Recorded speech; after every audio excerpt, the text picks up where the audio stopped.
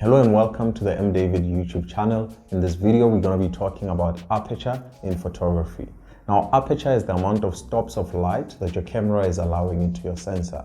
Now, this is measured in f stops. In your camera, you will see an f with a number next to it. That is your aperture.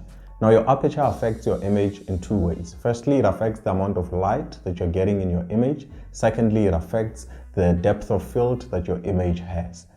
In terms of light, the lower your aperture is, the more light you will get into your image. But the higher your aperture is, the less light you're going to get into your image.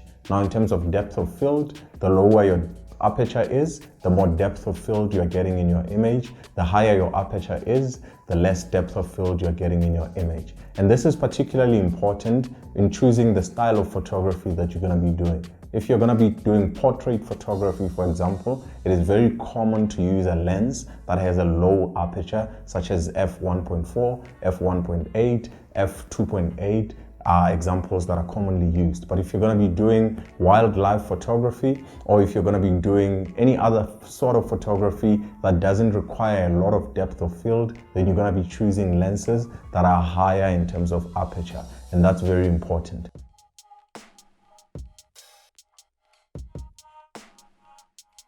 So to demonstrate everything that we've learned about aperture, we're going to try and take a picture of these two books over here.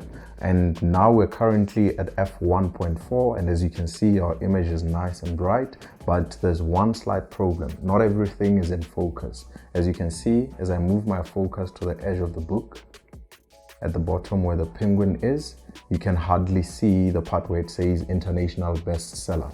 But if I move my focus to that part, you can now see international bestseller very clearly, but you can't see the bottom part that says that Daniel Kahneman won a Nobel Peace Prize. So we can solve that by increasing our aperture. If we increase our aperture now, we're at f4.5. At f4.5, we can see everything clearly, everything is nice and focused, but as we've discussed, now our light has been compromised. We have less light than we had at f1.4. And that is the relationship between light and depth of field in aperture. I hope you enjoyed this video. Please don't forget to like and subscribe if you did enjoy it. Comment below if you have any questions or any suggestions for future videos. Thank you.